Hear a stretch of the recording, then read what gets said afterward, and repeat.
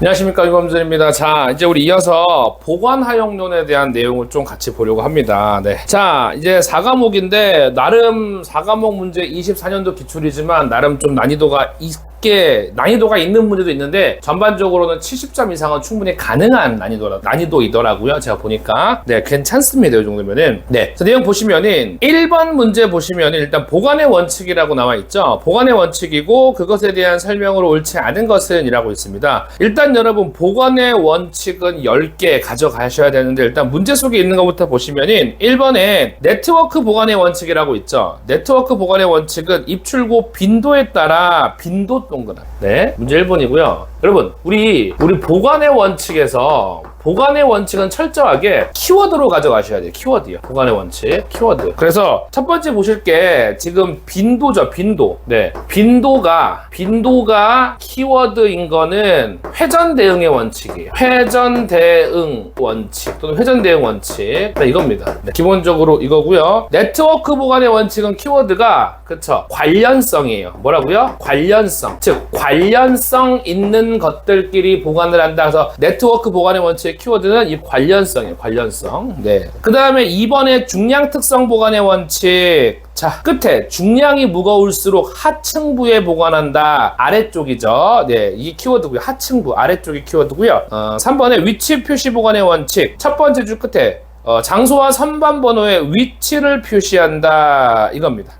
위치를 표시할 키워드고요. 유사성 보관의 원칙은 뭐다? 가까운 장소에 모아서 보관, 가까운 장소 밑줄. 근데 유사성 그 옆에다가 공간 대시면은 이거 적어주세요. 유사성 보관이 원래 이거예요. 동일 유사성이에요. 동일 유사성 원칙이에요. 원래는 이게 플레임이에요. 그래서 동일 물품 같은 경우는 함께 보관을 하는 거고요. 그 다음에 유사 물품은 맞아요. 여기 나온 대로 가까운 곳에 보관. 이 동일 물품 가까운 곳에 보관을 하는 거예요. 자, 5번에 통로 대면 보관의 원칙이죠. 통로 대면. 자, 이거는 두 번째 줄에 통로에 접하여 보관 밑줄입니다. 근데 키워드가 이것도 있습니다. 물품을 서로 마주보게 보관하는 게 있어요. 마주보게 보관. 그렇죠. 그럼 여기서 이제 나온 5개. 그러니까 정확히 말하면 여기서 5개 나왔고 6개 나왔죠. 4개 추가로 4개 보관의 원칙이 총 10개인데 자, 4개가 뭐냐면요, 첫 번째가 이제 선입선출의 원칙. 같이 정리해 주세요. 선입선출의 원칙. 네. 선입선출의 원칙 키워드는요, 가변성 자재예요. 가변성 자재 관리. 가변성이 뭐냐? 변할 가능성이 있는 것들에 대해서는 선입선출 원칙을 지켜야 한다는 거고요. 그 다음에 높이 쌓기 원칙. 높이 쌓기 원칙입니다. 높이 쌓는 거는 자, 2가지 키워드. 용적 효율 향상. 높게 쌓는 거니까 용적 효율이 향상하는 거고요. 그 다음에 렉을 사용. 렉 사용. 파레트 렉이라는 걸 사용한다. 이거는 어떤 논리적으로 이해하는 것보다 이런 키워드들을 가져가는 게 훨씬 더 좋고요. 네. 그 다음에 하나, 둘, 셋. 그 다음에 이제 이거 넷이었죠. 넷, 5, 6, 7, 8. 2개 남았죠. 자, 명료성의 원칙. 명료성 원칙이라는 거는 보관을 할 때 시각적인 보관. 시각적으로 확 들어올 수 있게 이미지나 이런 것들로 표시를 해놔라. 그래서 시각화 이미지예요. 시각화 이미지. 키워드가요. 시각화 이미지가 되겠습니다. 그 다음에 하나가 더. 형상 특성의 원칙 있어요. 형상 특성의 원칙. 형상 특성의 원칙은요, 표준화된 화물은 표준화된 화물이 있고요. 비표준화가 있어요. 비표준화된 화물이 있습니다. 이 기준으로 표준화된 화물은 뭐냐? 파레트의 보관이고요. 네. 여기는요, 형상에 맞게 보관이에요. 네, 제가 사라졌네요, 화면에서. 네. 이렇게 한번 정리를 해주세요. 요거 10가지 총. 네, 좋습니다. 답은요 1번입니다. 네, 그렇게 한 다음에 2번 보겠습니다. 2번. 네, 우리 2번 보시면요, 2번 문제는 우리 거에 단골이요, 단골. 예, 단골 문제고요. 단골 문제. 2번 보시면 단골. 네, 보관 품목수, 보관 수량, 회전율에 따른 보관 유형을 올바르게 표시한 것은, 요거는 기억 니은에서 설명하고 있는 대로 그대로 찾아가면 되는 문제예요. 그래서 먼저 기억 보시면은, 자, 삼각형 모양이 있죠. 요거 같이 보시면서 느끼는 건데, 보관 품목수는 매우 적지만 보관 품목수가 매우 적다는 거는 크기가 제일 작은 거예요. 많고 적고는 크기로 판단하는 거예요. 제일 작은 거 뭐죠? A죠. 기억에서 처음 말하고 있는 게 말하고 그 A. 4번, 5번 긋고요. 그 다음에 보관 수량이 매우 많고, 그럼 A가 제일 또 규모적으로 크죠? 또 A. 그러면 이제 3번 긋고요. 그러면 1번, 2번이죠. 사실 더 안 읽어도 되죠? 1, 2번으로만 이제 규결됐으니까요. 회전율이 매우 높다. 그것도 A죠. A. 그 다음에 니은. 보관 품목수와 보관 수량. 보관 품목수, 보관 수량이 매우 많고, 그러면은 C. 보관 품목수가 많은 게 C. 보관 수량도 많은 게 A. 정답은 바로 나오네요. 2번 끝. 마지막에 회전율이 높다. A. 그러니까 이렇게 읽어가면서 해석으로 푸시는 겁니다. 어떤 공식이 있는 건 아닙니다. 네, 정답은요 2번 끝. 이렇게 쉬운 문제입니다. 네, 넘어가도록 하겠습니다. 자, 다음에 3번 문제입니다. 너무 쉬운 문제입니다. 네, 3번 문제 굉장히 쉬운 문제고요. 네, 3번 문제. 복합물류 터미널에 관한 설명으로 옳지 않은 것은, 네, 여러분 특히 복합물류 터미널의 정의가 1번이에요. 두 종류 이상의 운송수단을 연계할 수 있는 규모 및 시설을 갖춘 터미널이다. 그렇죠? 2번. 보관 기능 위주로 운용되는 물류시설로 환적 물량을 취급하지 않는다. 아니죠? 취급한다. 이렇게 딱 대놓고 부정적인 멘트를 쓰는 건 무조건 아니라고 그어주시면 될 일입니다. 끝. 자, 답은 2번. 나머지는 가볍게 읽어봐 주시고요. 근데 여기서 복합물류 터미널이고 두 종류 이상의 운송수단이잖아요. 네, 대부분 여기는 이제 주로 이제 항공보다는 철도, 이제 육상, 요런 게 이제 좀 같이 있는 거죠. 철도, 육상. 이제. 뭐 항만도 있을 수 있고, 근데 항공은 잘 없긴 한데 참고해 주세요. 자, 문제 4번입니다. 물류시설의 설명 옳은 것은, 이것도 이렇게 어렵진 않은 문제입니다. 어렵진 않은데요. 1번. 스마트 물류센터, 첨단 물류설비 운영 시스템 등을 도입, 그리고 저비용, 고효율, 친환경성 등에서 우수한 성능을 발휘할 수 있는 물류창고다. 뭐 이상한 건 없어요. 맞죠? 네. 2번. 농수산물 종합유통센터인데요. 농수산물의 출하 경로를 여러 가지 방식으로서 하고, 물류 비용을 절감하기 위한 물류시설로 농수산물의 수지 포장, 가공, 보관, 수송, 판매 기능 좋다 이걸 하지만 뒤에 이것과 함께 통관 기능도 수행한다. 수행 안 합니다. 2번 틀렸고요. 3번. ICD가 뭐죠? 내륙 컨테이너 기지죠. 내륙 컨테이너 기지가 되겠습니다. 내륙 컨테이너 기지. 네. 자, 보시면 장치 보관, 집합 분류, 통관 기능과 함께 마샬링. 여러분, 마샬링이란 말의 별표, 그리고 선적 양하 별표. 여러분 잘 보세요. 내륙 컨테이너 기지에서 불가능한 게 있어요. 불가능한 게 3개가 있어요. 선적 불가능해요. 양하 불가능해요. 마샬링 불가능해요. 이 마샬링은요, 선적하기 위한 화물이 대기 장소, 마샬링 야드라고 해서, 마샬링 야드, 일명 선적 예정인 선화물들의 대기 장소예요. 따라서 내륙에 있다 보니까 육지에 있다 보니까 당연히 뭐는 할 수가 없어요. 선적, 양하, 그걸 위한 대기 전부 다 불가능하다는 거예요.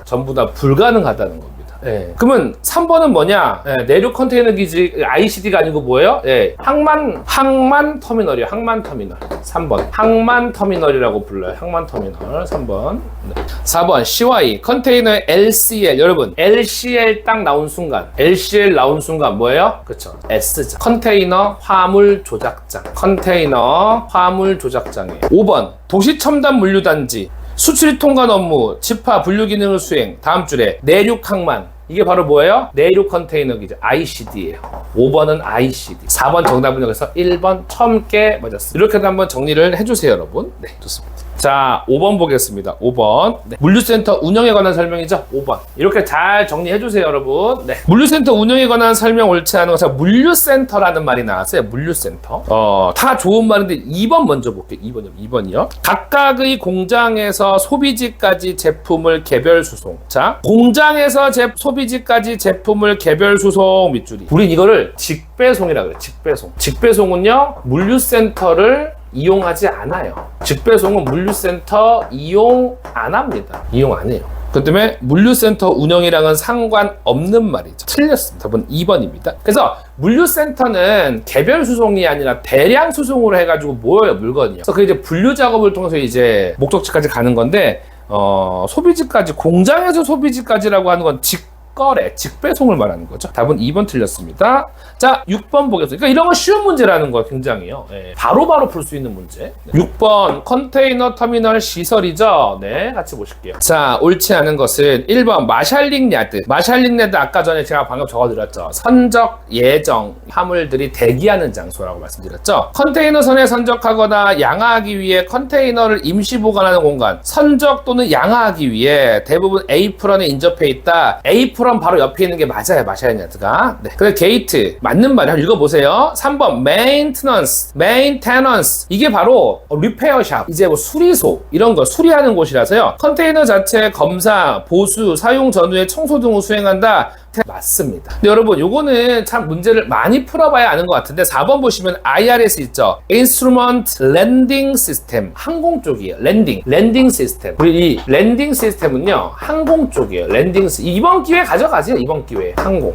4번 틀렸습니다. 5번은 가볍게 읽어봐 주시고요. 네. 자, 그 다음에 7번 물류거점 입지 선정 방법이라고 있죠. 물류거점 입지 선정 방법 있는데 요것도 가볍게 보시면은, 이 문제 되게 가볍게 보시면은 자, 문제 속에 키워드가 많아요. 보시면 요인평정법 밑줄, 가중점수법 밑줄, 그리고 요인평정법의 요인 동그라미고요. 가중점수법의 가중 동그라미. 끝에 보시면은 입지 요인별로 요인 동그라미, 가중치의 가중치 밑줄. 이 단어가 들어가면은 요인평정법, 일명 가중점수법이 맞아요. 네. 2번 브라운 앤 깁슨법. 브라운 앤 깁슨법 이렇게 한번 적어주실래요? 7번이죠. 브라운 앤 깁슨법에 이렇게 적어주세요. 필객주. 뭐라고요? 왜 필객주냐? 브라운 앤 깁슨법은 입지에 영향을 주는 요인, 이른바 필객주, 필수적, 객관적, 주관적 요인으로 구분. 필객주란 말은 브라운 앤 깁슨법만 들어갑니다. 네. 3번 총비용 비교법. 총비용 동그라미 할게요. 이건요 되게 간단해요. 비용이다 보니까 무조건 최대예요, 최소예요? 최소죠. 끝에 최소 동그라미. 총비용이 최소가 되는 대안. 이게 키워드입니다. 3번도 맞는 말이고요. 4번도 손익분기 표법이라고 있죠. 손익분기는요, 여러분, 손익분기는 우리가 손익분기점 계산 문제도 이제 우리가 가끔 나오는데, 손익분기점은 고정비와 변동비가 키워드예요. 멘트가. 그러니까 그 멘트가 들어가지 않으면 틀린 거, 그 멘트가 들어가면 맞은 거예요. 그래서 손익분기 도표법 보시면은 중간에 고정비와 변동비 얘만 들어가면 되고요. 다음 줄에 이런 것들에 대한 총비용이 최소. 그러니까 총비용 비교법도 총비용 최소가 들어가고요. 손익분기 도표법도 총비용 최소가 들어가요. 그런데 손익분기 도표만큼은 뭐가 들어가요? 고정비와 변동비가 들어가요. 그것만 챙기시면 될 것 같습니다. 네, 답은 5번이세요. 톤킬로법은요. 톤킬로법은 무게와 거리를 고려한 방법. 맞아요. 우리 톤킬로법이요. 톤 그리고 이렇게 써요. 킬로미터법. 무게와 곱하기 거리, 이게 들어가야 돼. 무게 곱하기 거리, 이게 들어가야 돼, 실제로. 근데 이것을 고려한 방법으로 무게와 거리는, 여러분, 무게와 거리는 객관적이에요, 주관적? 철저하게 객관적이죠. 객관적. 무게와 거리는 누가 봐도 똑같이 인식하잖아요. 저울이 있으니까, 계량. 근데 입지 제약, 환경 제약 등의 주관적인 요인을 반영할 수 있는 방법이다. 아니요, 그런 거 주관적. 객관적이기 때문에 주관적 요소에 대해서 반영할 수 없습니다. 자, 그리고 답은요 5번 틀렸습니다. 1, 2, 3, 4는 제가 알려드린 키워드, 그리고 5번도 요거 키워드, 요거 무게거리, 객관적이라는 말이 들어가야 된다는 거 꼭 기억해 주시면 될 것 같습니다. 자, 8번입니다. 8번. 네. 물류센터 규모, 그리고 내부 설계를 할 거예요. 규모와 내부를 설계를 할 건데 고려할상으로 옳지 않은 거. 여러분 가만히 보시면은 3번에 보시면은 이게 좀 특이한 문제인데요. 그러니까 엄청 쉬운 거죠. 화물보험 가입이 용이성, 화물보험 가입 용이성, 신용장 개설 편의성, 이거 다 사무실에서 컴퓨터로 하는 거예요. 네. 근데 이게 물류센터 규모와 내부를 설계하는데 왜 고려사항이 돼야 하는 거죠? 그런 거에 대해서 회사 접근성? 이런 거 다 사무실이나 문서, 인터넷으로 하는 거예요. 네. 물리적인 거리랑은 아무 상관이 없습니다. 답은요? 8번의 답은 3번 되겠습니다. 자, 다음 계산 문제는 한 번씩 한 문제 빼고 다 가져가야 되는데요. 여러분, 제가 이때쯤 영상을 찍는 거는 출근을 했다가 중간에 짬이 나가지고 잠깐 찍으러 오는 거, 한 30분 짬 나면 찍으러 오는 거예요. 네, 그래서 지금 다시 가봐야 됩니다. 네, 가봐야 돼서 9번, 10번 계산 문제부터 해가지고 다음 차시에 이어서 바로 진행해 보도록 하겠습니다. 여러분, 수고하셨습니다.